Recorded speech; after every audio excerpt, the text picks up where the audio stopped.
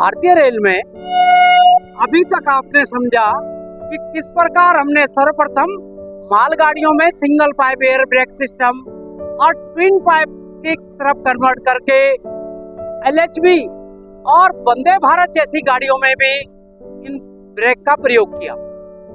आपने single pipe जो मालवाहक ट्रेनों में प्रयोग किया जा रहा है और ट्विन पाइप जो कि आईसीएफ भारतीय रेल में 1980 जो बम्बई राजधानी आईसीएफ रेक में और एलएचबी रेकों में उच्च गति पर समय पर ब्रेकिंग के लिए एक महत्वपूर्ण प्रक्रिया है। यही ब्रेकिंग सिस्टम वंदे भारत में भी टोइंग ब्रेक के रूप में हम जब सामान्य इंजन से उसको खींचते हैं तो टोइंग ब्रेक में भी ये ट्विन पाइप बनाया जाता है। तो इस प्रकार आप अब ये समझे कि सिंगल पाइप जो फ्रेट स्टॉक है उसका ट्विन पाइप फ्रेट स्टॉक में क्या अंतर है और सिंगल पाइप का ट्विन पाइप कोचिंग स्टॉक में मूलभूत अंतर क्या है, इसको हम समझेंगे। और कभी भी आवश्यकता पड़ने पर यदि ट्विन पाइप आईसीएफ एलएचबी जैसी ट्रेनों को हमें सिंगल पाइप करना पड़े, ये इसका महत्वपूर्ण फीचर है, तो उस समय स्पीड रिस्ट्रिक्शन क्या होगी इस विषय में इस अध्याय में आप अध्ययन करें। भारतीय रेल में अब हमने अभी तक जाना graduated release and application air brake system क्या है। मतलब ग्रेजुएट चरणबद्ध जो विभिन्न चरणों में, जैसा मैंने आपको बताया कि चाहे वो सिंगल पाइप प्रणाली हो चाहे वो ट्विन पाइप प्रणाली हो, तो उसमें चरणबद्ध तरीके से कई चरणों में लगभग 7 स्टेप में डीबी ब्रेक को लगाता है और 7 ही स्टेप में उसको कम भी कर सकता है। ये बहुत अच्छी व्यवस्था है। मतलब हर बार हर ब्रेक एप्लीकेशन पे गाड़ी रुके ही नहीं, जैसे ब्रेक की मात्रा मतलब बीपी के प्रेशर की मात्रा कम हो उसी अनुपात में ब्रेक सिलेंडर में जो दबाव है वो उसी अनुपात में 2.5 गुणे अनुपात और अधिकतम 3.8 kg पर सेंटीमीटर स्क्वायर तक ही रहे। अब इस सिंगल पाइप, ट्विन पाइप और मालगाड़ी के और कोचिंग के, फ्रेट और कोचिंग के ट्विन पाइप में क्या अंतर है, अब हम इसमें इस प्रकरण को समझेंगे ताकि समय आने पर हम बड़े विश्वास से इसको कार्यान्वित करें, इसकी मेंटेनेंस करें और अपने मातहत और पूछने पर अधिकारी महोदय को इसका जवाब दे सकें। जैसा आपने पढ़ लिया है, ब्रेक क्या है? एक कृत्रिम प्रतिरोध है जो कि किसी चलती मशीन की गति को कम करने या बिल्कुल उसको रोकने के लिए प्रयोग किया जाता है। ये विभिन्न माध्यमों से ब्रेक रिगिंग कैसे विभिन्न, कभी brake pad, disc brake, wheel पर लगे ब्रेक के अनुसार काम करता है। अब इसकी क्या क्या गुण होने चाहिए आपने समझ लिया था। फेल सेफ जो सबसे पहला महत्वपूर्ण गुण है, फेल सेफ होना। यदि किसी कारणवश ब्रेक फेल हो जाए, ब्रेक पाइप टूट जाए तो कोच या वैगन या लोको स्पीड से भागता ना रहे, वो खड़ा हो जाए। इसका महत्व आप कैसे जानेंगे कि आपने कभी सुना भी होगा ब्रेक फेल होने से गाड़ी या ट्रक, मालवाहक कोई ट्रक सड़क पर दुर्घटनाग्रस्त हुआ और पलट गया। एक साथ ब्रेक का लगना कम समय में 3 से 5 सेकंड में एप्लीकेशन हो जाता है। ठीक है, तो इससे बढ़िया क्या बात है। और कई प्रकार कई ऑपरेशन कर सके। आपने देखा ना, कभी हम ब्रेक लगाते हैं, कभी हटाते हैं, कभी रिलीज करते हैं, कभी इमरजेंसी एप्लीकेशन करा देते हैं। तो इस प्रकार ये कई काम कर सकता है। ना झटके लगे, वजन न्यूनतम, दूरी एक मिनिमम होना चाहिए। निश्चित समय, निश्चित अवधि, निश्चित दूरी पर विश्वसनीय और सुरक्षित तरीके से ब्रेक एप्लीकेशन हो, ये सबसे बड़ा गुण है। तो इसमें विभिन्न प्रकार की ब्रेक प्रणालियां भारतीय रेल और विश्व रेल में इतनी मैंने बता दिया। इसमें से एक एयर ब्रेक प्रणाली का हम अध्ययन कर रहे हैं। तो एयर ब्रेक प्रणाली का जो ग्रेजुएटेड रिलीज एयर ब्रेक प्रणाली है वो किस प्रकार काम करती है और इसके विषय में आप थोड़ा सा अध्ययन कर लें। इसमें क्या है कि एक सिंगल पाइप एयर ब्रेक प्रणाली है, जिसको हम बार बार बता रहे हैं, फ्रेट स्ट्रोक में प्रयुक्त होती है। दूसरी है ट्विन पाइप एयर ब्रेक प्रणाली। ये सभी सवारी गाड़ियों में और हाई स्पीड जो वैगन स्ट्रोक आ गया है, VLC इत्यादि में काफी तेजी से हम ट्विन पाइप की तरफ भाग रहे हैं, ठीक है ना। तो ये मैंने बताया सवारी गाड़ी में तो अनिवार्य रूप है, मस्ट है, ठीक है ना, मैंडेटरी है। लेकिन वैगन में भी जो हाई स्पीड पे हो, ये VLC धीमे धीमे अब हम ट्विन पाइप की तरफ लगभग काफी प्रगति कर रहे हैं। और इसलिए किस प्रकार का होता है ट्विन पाइप? एक अंडर फ्रेम माउंटेड जो कॉन्वेंशनल ब्रेक वाहन में फ्रेट स्ट्रोक में लगता है या ब्रेक वाहनों में भी लगता है, ठीक है। जिसमें इसको आप कैसे पहचानेंगे?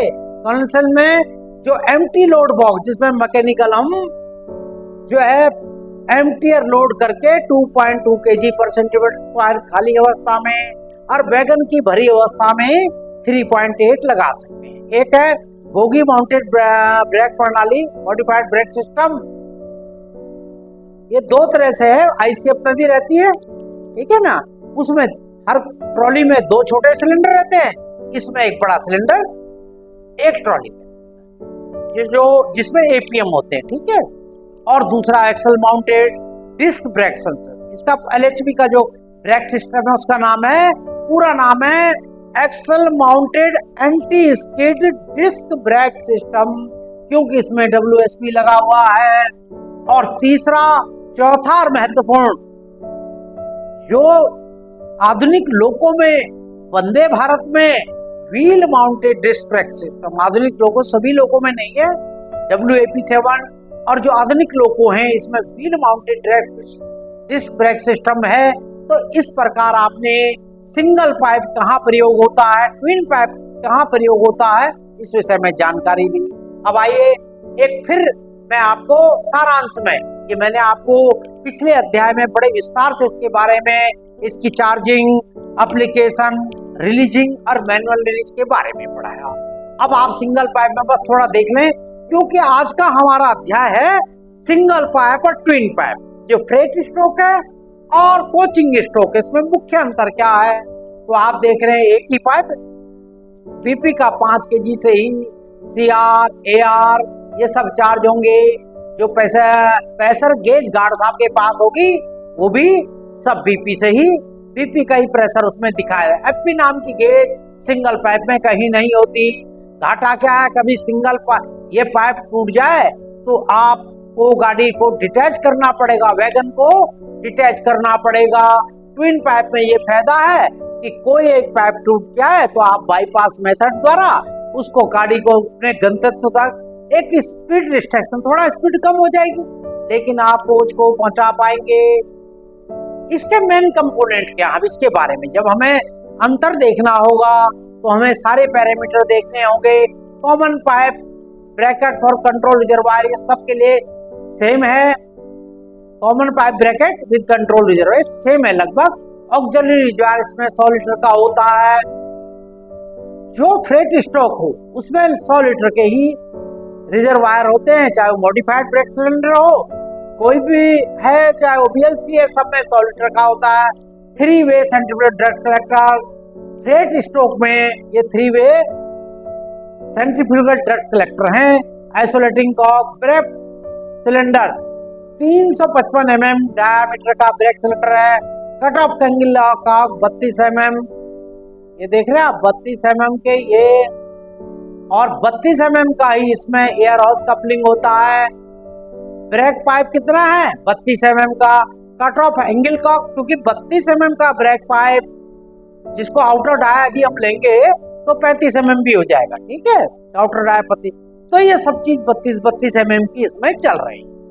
ब्रांच पाइप 20 mm के, जो मुख्य लाइन है जो 32 mm से ब्रांच पाइप कहाँ जाएगा भाई, विभिन्न उसमें में ब्रेक सिलेंडर में और जितने भी मुख्य अपने DB चार्जिंग वाले पोर्ट हैं, ये सब में 20 mm का ब्रांच पाइप जाएगा।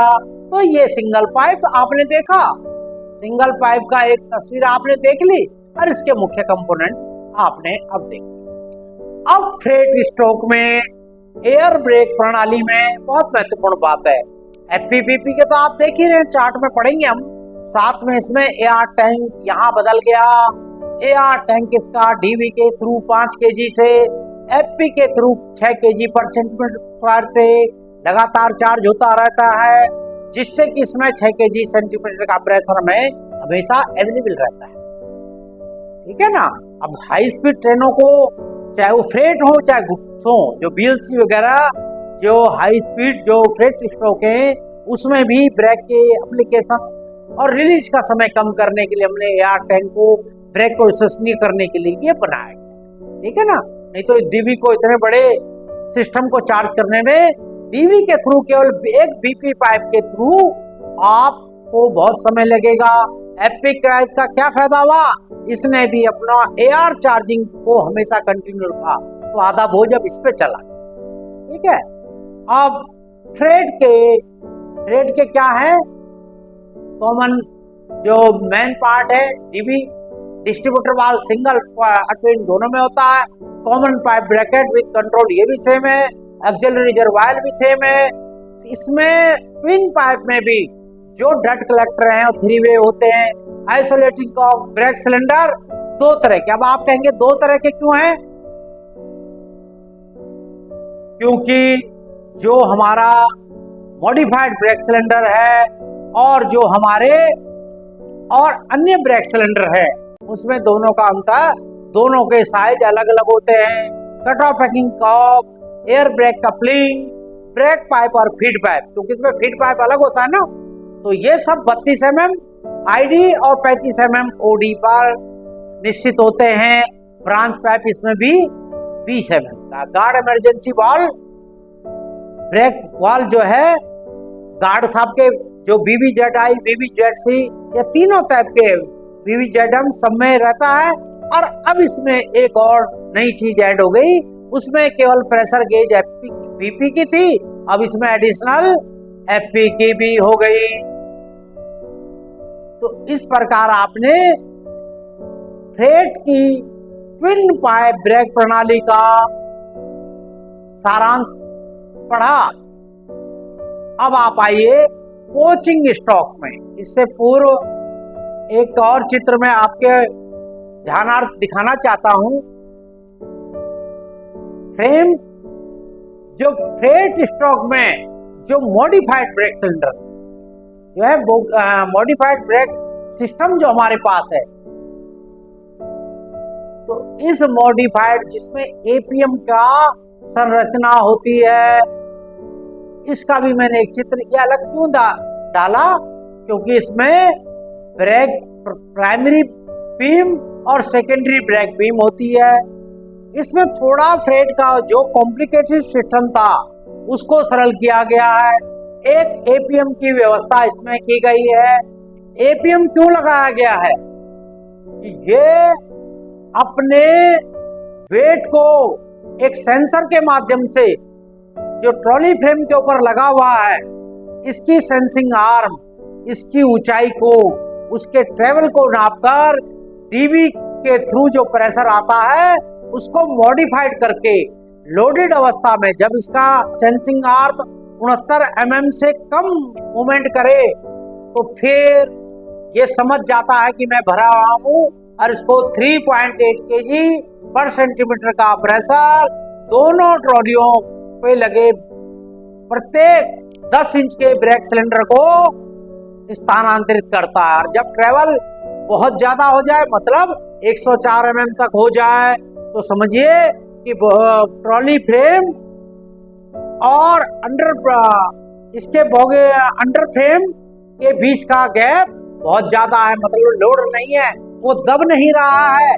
तो इस अवस्था में ये 2.2 का प्रेशर मॉडिफाइड करके भेजता है, मतलब डीवी से सिंगल प्रेशर आ रहा है। ये बहुत ध्यान करने की बात है।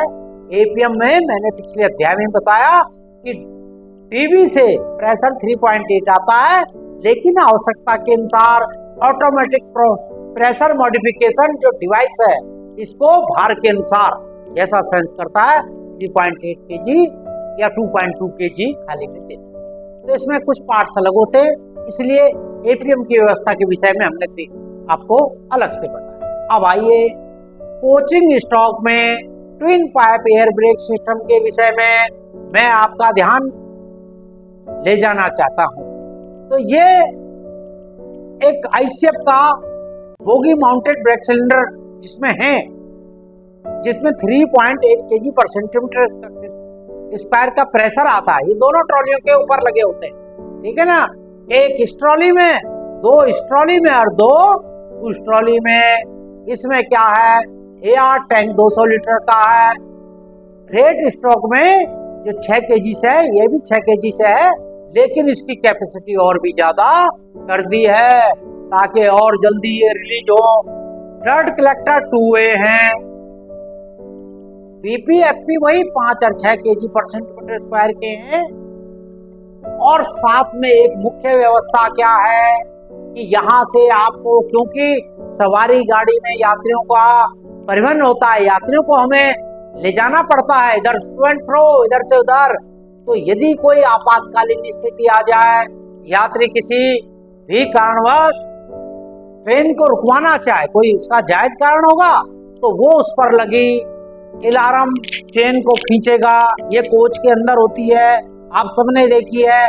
और उसके अनुसार इसका भी पैसेंजर इमरजेंसी अलार्म जो डिवाइस है और इसका डिवाइस, ये वॉल है और दोनों तरफ लगी हुई डिवाइस, ये फौरन हॉरिजॉन्टल हो जाएगी और तेजी से हवा का रिसाव होगा और गाड़ी पे ब्रेक एप्लीकेशन हो जाएंगे। साथ ही साथ लोको पायलट को पता लग जाएगा, क्योंकि उसका जो एयर फ्लो इंडिकेटर है वो तेजी से बता देगा कि बहुत ज्यादा एयर का फ्लो हो गया, बीपी का। ये बीपी से ही जुड़ा हुआ सब, ठीक है, क्योंकि बीपी से ब्रेक लगेंगे। तो जो लोको पायलट है वो एयर फ्लो इंडिकेटर को देखेगा, अपने एम्पीयर मीटर को देखेगा कि मेरी अब जो है मोटर पर लोड पड़ रहा है, जो ट्रैक्शन मोटर है हमारी उस पर लोड पड़ रहा है, अंतोगत्वा वो भी अपना ब्रेक एप्लीकेशन कर देगा। तो ये कोचिंग में एक बहुत अलग सी व्यवस्था है।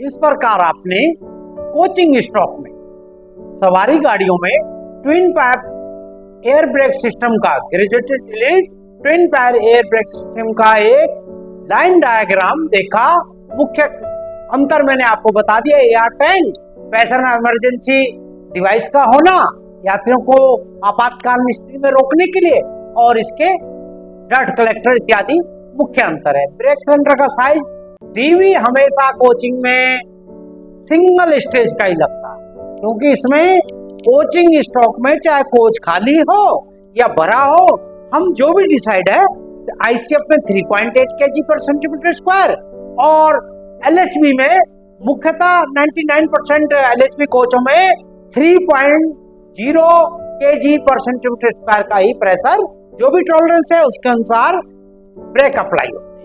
इसमें खाली में भी 3 पॉइंट और भरे में भी 3.0 kg पर सेंटीमीटर स्क्वायर है का प्रेशर हमेशा ब्रेक सिलेंडर में जाता है। जबकि फ्रेट में मैंने बताया था ना 2 स्टेज है, खाली में कुछ और भरे में। अब आइए ट्विन पाइप एयर ब्रेक प्रणाली कोचिंग सवारी गाड़ियों के विषय में आप जाने। डिस्ट्रीब्यूटर वाल्व तो तीनों में होंगे और एक ही होगा, ठीक है, ये कॉमन बात है, लेकिन कंपोनेंट में आपको मुझे बताना है, अंतर में मैं अलग अलग करूंगा। कॉमन पाइप ब्रैकेट ये है, ऑक्सिजन रिजर्वायर इसमें बदल गया 200 लीटर है। इसमें यह भी हो सकता है कि 125 लीटर आपका ब्रेकिंग के लिए और 75 आपके टॉयलेट, वैक्यूम टॉयलेट इत्यादि के लिए 75 लीटर का अलग होगा, लेकिन टोटल 200 लीटर होगा। आईसीएफ में भी ये 200 लीटर है। आईसीएफ में तो बिल्कुल 200 लीटर है। एलएचबी मैंने बताया 2 हिस्सों में होता है, ठीक है। 2 वे सेंट्रीफ्यूगल डर्ट कलेक्टर हमेशा 2 वे होते हैं। आइसोलेटिंग कॉक 5 है, जो हम अभी चित्र में देख के आए हैं। ब्रेक सिलेंडर, इसमें ब्रेक सिलेंडर का डाया कम होता है, 203 mm का डाया इसमें होता है। Cut off angle Kock twin pipe है, तो जिस प्रकार फ्रेट में था इसी प्रकार इसमें भी है। 32 mm के 2 एफपी के और 2 BP के। एयर हॉज कपलिंग इसमें 32 mm का होता है, जो आपके फ्रेट स्टॉक में, जिसमें रिड्यूसर लगा के हम इसमें प्रयोग कर सकते हैं। ठीक है, और उसके बाद BPFP मैन पाइपलाइन, OD और डाया उसका 28 mm और 25 mm इंटरनल है। ब्रांच पाइप, जो इसमें ब्रांच पाइप जाते हैं, ध्यान से देखिए, इसमें 20 mm के, ये ICF की बात चल रही है। LHP में कहीं कहीं 10 mm के ब्रांच पाइप, जैसे कि उसके ब्रेक एप्लीकेशन इंडिकेटर के लिए, वो हम अलग से एक बार चर्चा करेंगे। मुख्यतः आप ICF में और ट्विन पाइप के फ्रेट स्टॉक में अंतर अभी जान रहे हैं। अब गार्ड इमरजेंसी ब्रेक वाल, उसमें भी था, इसमें भी था। Pressure gauge for FP BP, इसमें दोनों तरफ FP और BP, ये कहीं मिस्टेकन रह गया है, आप इसमें FP भी जोड़ लें। PV चौक साइज, PV जो पैसन इमरजेंसी अलार्म जो वॉल है, उसमें 8 mm के चौक से तेजी से प्रेशर गिरता है। ठीक है ना। और ये डिवाइस कौन सी है? जो वर्टिकल और हॉरिजॉन्टल उसका नोब होता है, जिससे तेजी से हवा रिलीज तो हमें कान से सुन के होती है, और देख के हमें पता लग जाता है कि इस कोच की नॉब जो है हॉरिजॉन्टल हो गई, तो ये कोच अब ब्रेक आप एप्लीकेशन लग चुके हैं इमरजेंसी, किसी पैसेंजर ने इसके ब्रेक का एप्लीकेशन किया है, और गार्ड साहब हैं, उसके एस्कॉर्टिंग स्टाफ है, वहां पूछता है और उसके बाद उसको रीसेट करता है। पूछना भी जरूरी है क्यों खींची गई, माना किसी ने शरारत बस खींची है तो उस पर उचित कार्रवाई भी करनी है। ठीक है, इमरजेंसी तो उसकी सहायता करनी है। अब आप आइए, single pipe and twin pipe air break प्रणाली के मूलभूत अंतर, ये फ्रेट स्टॉक। अभी हम बात कर रहे हैं जो कन्वेंशनल वैगन और जो मॉडिफाइड हमारे वैगनों में ब्रेक सिस्टम लग रहा है, अभी हम उसी की बात करेंगे।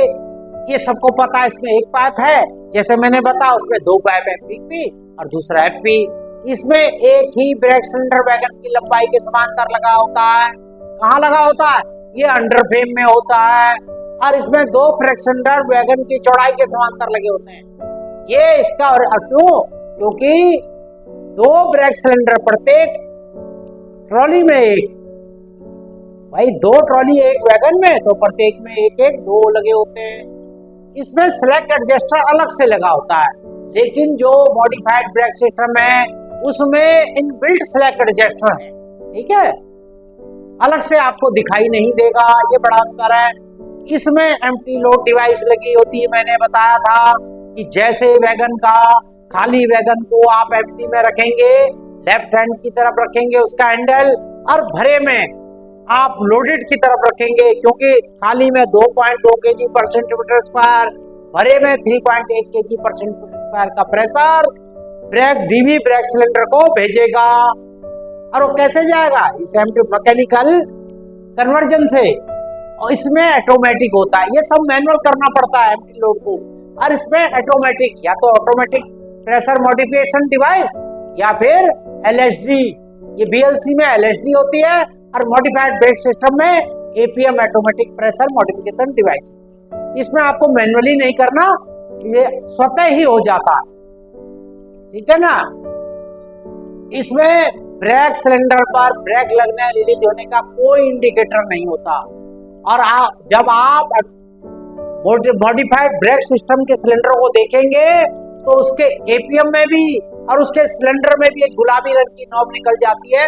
गुलाबी मतलब ऑरेंज कलर की नॉब निकल जाती है, जिससे हमें पता लग जाता है कि अब ब्रेक रिलीज है, निकला है। और जब वो अंदर चला जाए तो पता लग जाता है कि अब ब्रेक एप्लीकेशन हो चुका है। ठीक है। इसमें सिंगल पाइप में मैंने बार बार बताया कि केवल एक ही पाइप है, तो एक्सिलरी रिजर्वायर नेचुरली 5 kg पर सेंटीमीटर स्क्वायर से चार्ज होगा और 100 इसकी लीटर कैपेसिटी होगी। ये उसका आयतन है जितना ले सकता है। इसमें ऑक्सिलरी रिजर्वायर 6 से ट्विन पाइप का मुख्य महत्वपूर्ण पॉइंट यही है कि एफपी पाइप इसको लगातार चार्ज करता रहता है। ठीक है, जिससे ब्रेक एप्लीकेशन में हमें कम समय लगे और इसकी क्षमता भी 100 लीटर होती है। ठीक है। सिंगल पाइप मैंने बताया, यदि कोई बात हो जाए, ब्रेक पाइप टूट जाए, तो फिर आपके पास कोई साधन नहीं है, आपको वैगन डिटैच करना पड़ेगा। ब्रेक पाइप टूटने पर या फीड पाइप को बाईपास करके हम ब्रेक पाइप का प्रेशर किसी एक वैगन या 2 वैगन से करते हुए अपनी यात्रा कुछ कम स्पीड से अपने डेस्टिनेशन तक बड़े आराम से पहुंच सकते। ठीक है ना। इसमें हैंड ब्रेक लगाने पर पूरे वैगन में ब्रेक लगता है और इसमें उसी बोगी पर ब्रेक लगेगा जिस पर वो सिस्टम लगा होगा। ठीक है, इसमें एक बोगी पे ही ब्रेक लगा होता। इसमें आइसोलेटिंग कॉक कहीं नहीं होता सिंगल में, इसमें 3 आइसोलेटिंग कॉक होते हैं। ठीक है, अब एंगल कॉक नेचुरली तो आप जानते हैं जब एक पाइप है तो 2 लगेंगे और इसमें एफपी बीपी फीड पाइप अलग से होता है तो इसमें 4 कट ऑफ एंगल कॉक लगे हैं जो हरे रंग। ठीक है, तो इस प्रकार आपने एयर ब्रेक प्रणाली का फ्रेट का सिंगल पाइप और ट्विन पाइप में अंतर जाना। अब आप आइए अब सिंगल पाइप और ट्विन पाइप। अब हम क्या जानेंगे कि सिंगल पाइप जो फ्रेट का, सिंगल पाइप तो हमेशा ही फ्रेट में होता है। कोचिंग में तो मैंने बताया ना कि मैंडेटरी ट्विन पाइप आपको ले जाना पड़ेगा। हाँ, कोई आपातकालीन स्थिति में रास्ते में कोई पाइप टूट जाए तो उसमें आपको फिर सिंगल पाइप एक इंस्ट्रक्शन के साथ आगे बढ़ना पड़ता है।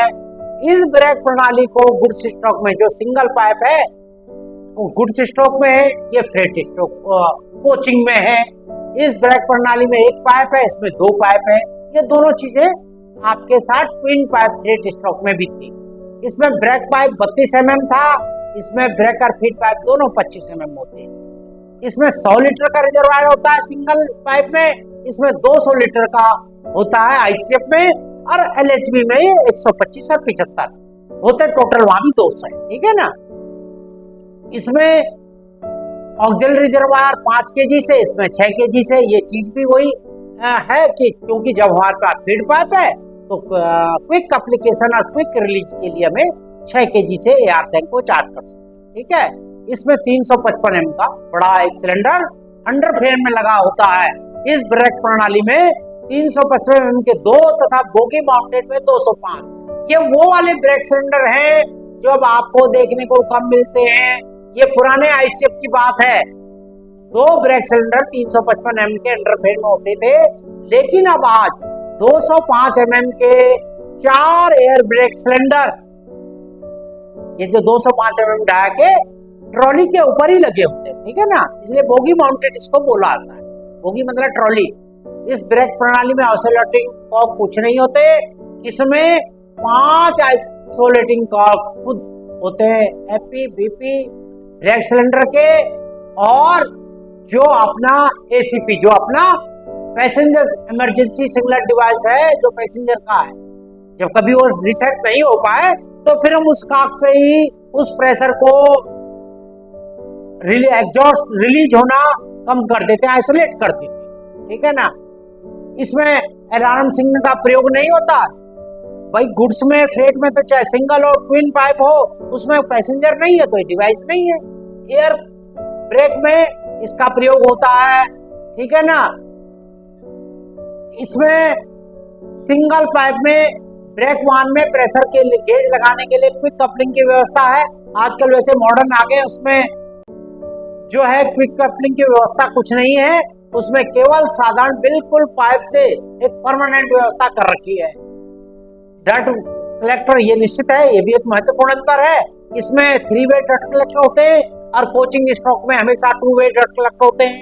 तो इस प्रकार आपने फ्रेट स्ट्रोक की सिंगल पाइप प्रणाली का कोचिंग स्ट्रोक के ट्विन पाइप ब्रेक प्रणाली से अंतर जाना।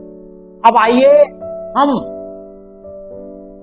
अब आपको twin pipe freight stroke and twin pipe coaching stroke, ये भी एक बहुत महत्वपूर्ण अंतर है। अभी तक आपने सब फ्रेट कोचिंग का आपस में अंतर देखा। अब आप ट्विन पाइप फ्रेट स्ट्रोक का, दोनों ट्विन पाइप फ्रेट स्ट्रोक के और जो कोचिंग स्ट्रोक है इसका भी महत्वपूर्ण अंतर समझ लीजिए। पहले इसका ब्रेक पाइप साइज, मतलब जो ब्रेकिंग सिस्टम के जो मेन पाइप है बीपी और एफपी, इसमें 32 mm है और इसमें 28 mm ओडी और 25 mm आईडी है। ब्रेक लगाने का चरण, इसमें 2 चरणों में ब्रेक लगता है। सिंगल ट्विन पाइप में खाली अवस्था में जो एपीएम एलएसडी जो भी डिवाइस है आपके, वो ऑटोमेटिक ही इसमें ब्रेक को 2.2 kg पर सेंटीमीटर स्क्वायर प्लस 3.8 kg पर सेंटीमीटर स्क्वायर का प्रेशर देती हैं। इसमें देखो डीबी भी जो है KO2 C3W2 इस प्रकार के, जैसे इसमें C3W है, इसमें 2 होगा, मतलब 2 स्टेज का डीबी है। इसमें प्रेशर मॉडिफाइड होता है, जैसे पीएलसी में हम देखें तो 2 स्टेज का डीबी है। आप एपीएम के डीबी को या 2 स्टेज के डीबी को आपस में इंटरचेंज नहीं कर सकते, ठीक है ना। फ्रेट स्ट्रोक में जो डीबी के आपस के 4 साइड, जैसे उनके ब्रेक सिलेंडर के साइज है उस अनुसार वो अलग अलग होते हैं, लेकिन डीबी प्रेशर ट्रांसफार्मर लगा के डीबी 2 स्टेज बनाया जाता है। कोचिंग स्ट्रोक में हमेशा एक सिंगल स्टेज डीबी होता है। इसमें देखिए 2 कहीं नहीं है, मतलब सिंगल स्टेज जो KO टाइप का C3W, इसमें केवल एक ही प्रकार का प्रेशर डीबी देता है, वो है 3 kg पर सेंटीमीटर स्क्वायर LHB में और 3.8 kg पर सेंटीमीटर स्क्वायर ICF में। AR टैंक की क्षमता इसमें 100 लीटर होती है। पहले कभी ट्रायल तौर पे 75 लीटर भी चली थी, लेकिन उसमें हमें ब्रेक का रिलीजिंग समय पर नहीं हो पाया, तो अब हमें ट्रायल के बाद पुनः इसमें भी 100 लीटर टैंक की AR टैंक की क्षमता कर दी गई। और ट्विन पाइप में मैंने बताया था पहले 200 लीटर ICF में 125 कुल 200 लीटर यात्री के लिए आपातकालीन, क्योंकि फ्रेट स्ट्रोक में ये अंडरस्टूड है, ये जरूरी नहीं है, पैसेंजर नहीं है तो ये नहीं है, इसमें passenger emergency alarm signal device लगी होती है। ब्रेक सिलेंडर के इसमें कई प्रकार होते हैं, 14 इंच, 12 इंच, 10 इंच, ठीक है। और इसमें 8 और 10 इंच के 2 ही प्रकार के सिलेंडर प्रयोग में लाए जाते हैं, ठीक है। एसएबी का प्रकार सिंगल तथा डबल एक्टिंग, एमबीएस में डबल एक्टिंग है, सिंगल एसएबी में सिंगल एक्टिंग भी है, लेकिन इसमें इनबिल्ट है। एसएबी है लेकिन वो आपको दिखाई नहीं देगा, वो सिलेंडर के साथ ही लगा है और इसी प्रकार वो अपने आप इसको एडजस्ट करता है, ठीक है। अपने आप तो ये भी करता है, लेकिन ये दिखाई देता है, दिखाई नहीं देता। एक सेटिंग ए और ई डायमेंशन एसएबी की सेट कर देंगे तो दिखाई देगा। अब डब्ल्यूएसपी क्या, व्हील स्लाइड प्रोटेक्शन, क्योंकि उच्च गति के कोचों में जब भी कोचिंग की स्पीड जो 100 से ऊपर हो जाए और 130 पे अनिवार्य रूप से, विदेशों में फ्रेट स्ट्रोक में, चाइना जापान में फ्रेट स्ट्रोक में भी हमने डब्ल्यूएसपी वहां कार्य करते देखे हैं, जैसा उन्होंने बताया। लेकिन भारतीय रेल में अभी हमने आईसीएफ में भी नहीं लगाए, क्योंकि जब हमने 1999, 96, 97 में स्वनिर्मित IR20 चलाई थी, तो उसमें भी डब्ल्यूएसपी था। सभी high speed LHB coach wheel slide protection से लगे हैं। यह हाई स्पीड का एक मस्ट और मैंडेटरी पैरामीटर है। और कोचिंग स्ट्रोक में क्योंकि अभी गति 100 तक ही है, तो इसमें इसकी आवश्यकता नहीं होती, इसलिए जरूरत नहीं है। तो डब्ल्यूएसपी कोचिंग में, LHB में, ठीक है ना। तो इस प्रकार हमने जाना कि यदि हम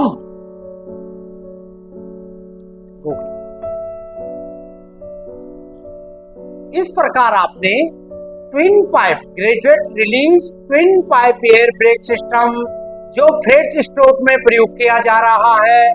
अब काफी फ्रेट स्ट्रोक धीमे धीमे स्विच ओवर हो रहे हैं सिंगल पाइप से ट्विन पाइप में। और कोचिंग स्ट्रोक का graduate release twin pipe air brake system जो ICF में, LHB में इसके वर्किंग पैरामीटर का महत्वपूर्ण भाग है, मैंडेटरी है, ठीक है ना।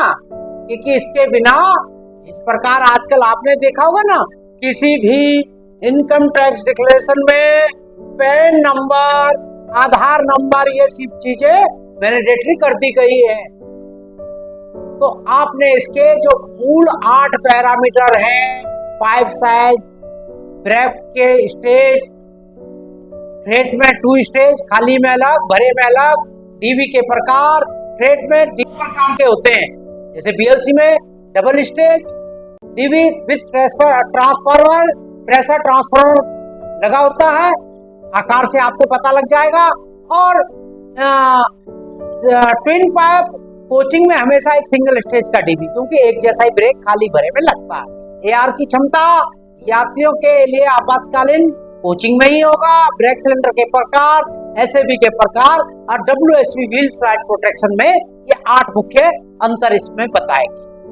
अब क्योंकि हमने देख लिया कि सवारी गाड़ी में ट्विन पाइप है, ट्विन पाइप का एक बहुत महत्वपूर्ण मैंने एक आपको अंतर बताया था। क्या लाभ है ट्विन पाइप के, कि जरूरत पड़ने पर twin pipe air brake system को आवश्यकता अनुसार सिंगल पाइप में, मतलब ब्रेक पाइप को किसी भी भांति कंटिन्यू कर लिया जाता है।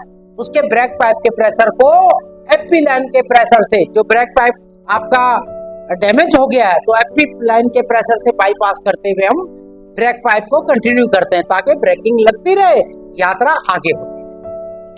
तो इसमें मैंने जैसा बताया था कि सिंगल पाइप में रिलीजिंग टाइम हमेशा बढ़ाना पड़ेगा, चाहे कोचिंग स्टॉक की मैं जो बात कर रहा हूँ। और माना वो एलएचबी स्टॉक है तो यदि सिंगल पाइप से, क्योंकि किसी भी विषम परिस्थितियों के लिए, कभी भी कोई आपातकालीन स्थिति के लिए राह में यदि एलएचबी कोच को सिंगल पाइप ट्रेन रेक को सिंगल पाइप वर्किंग करना पड़े, तो इसमें क्या है कि इस स्पीड में आप 100 किलोमीटर प्रति घंटा, क्योंकि एलएचबी कोच 130-40 तक तो चलते हैं, 160 तक ये फिट है, तो 100 किलोमीटर प्रति घंटे की स्पीड से आप डेस्टिनेशन तक, या जब तक आपको उसका रिपेयर ना हो जाए, उसका रिप्लेसमेंट ना हो, आप कर सकते हैं।